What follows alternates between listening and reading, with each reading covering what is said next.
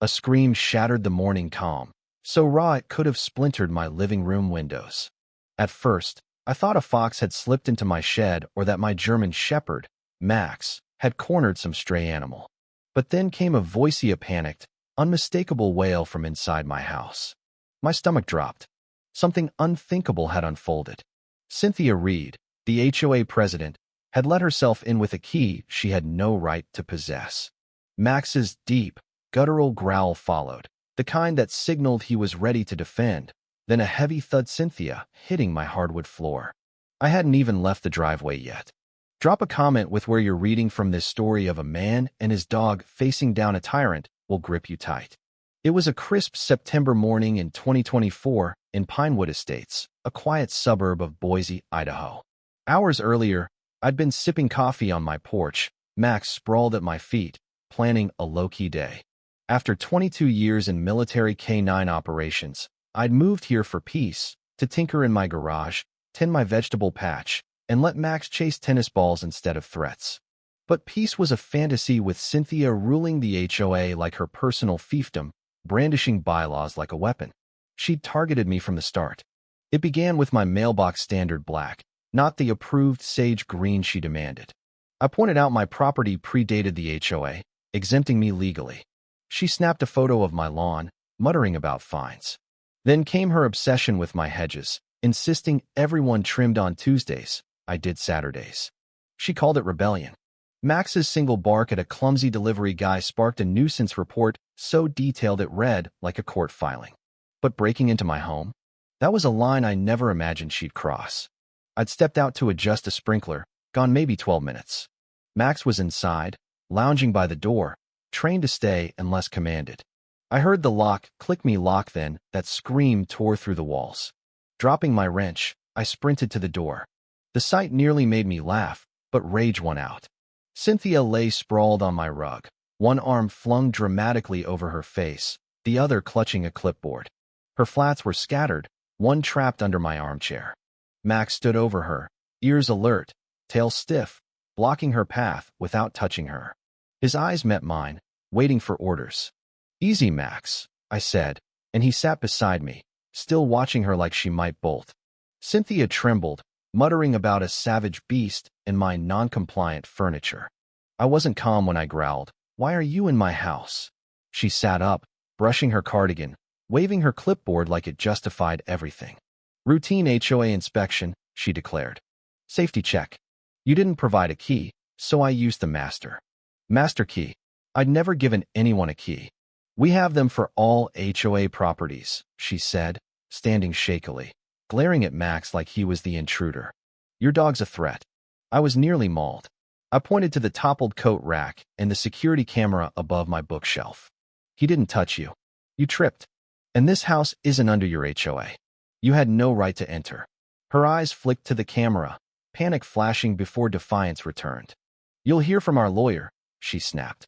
"That dog's a danger and should be put down." I jabbed a finger at the door. "Get out." She stormed off, shoes in hand, clipboard flapping, muttering about military-attacked dogs. Max followed her to the threshold, then sat like a guard. I watched her hurry down the street, part of me tempted to laugh, but mostly seething. This wasn't just a violation, it was a crime. I called my sister, Rachel, a lawyer who'd once toppled a shady HOA for fraud. When I told her what happened, she didn't urge calm. "Send me the footage," she said. "I'll draft papers tonight."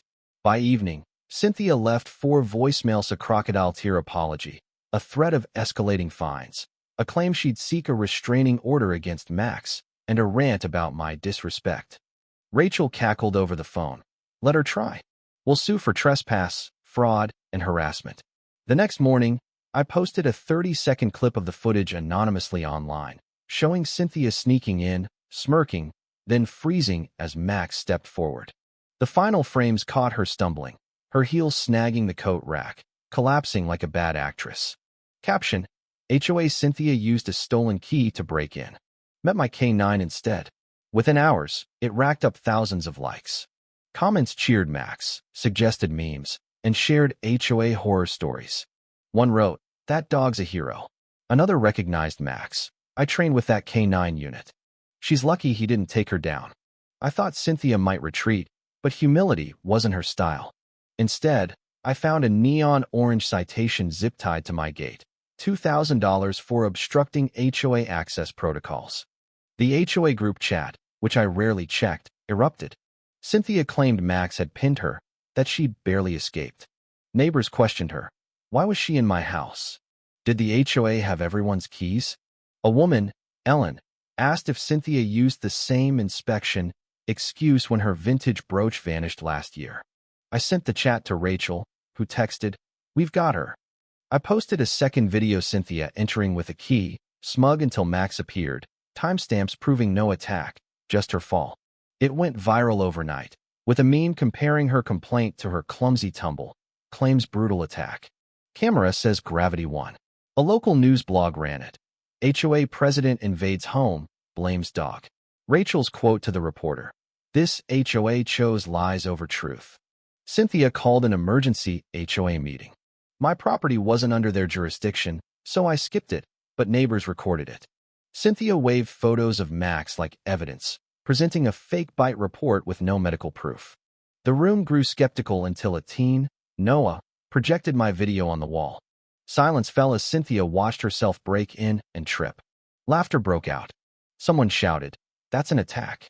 Cynthia screamed about doctored footage, but the damage was done. Rachel filed a city housing board complaint and a cease and desist against Cynthia. She uncovered Cynthia's cash payments to a sketchy locksmith for keys to 9 homes, no board approval. The city opened an investigation, and neighbors spoke up. Mr. Larson, a retired carpenter, confronted Cynthia about a key to his house, saying she'd entered months ago, claiming a check. He had footage too. Cynthia's next move was a red, dangerous dog notice on my mailbox and an animal control complaint. I called Officer Daniels, a former K-9 trainer.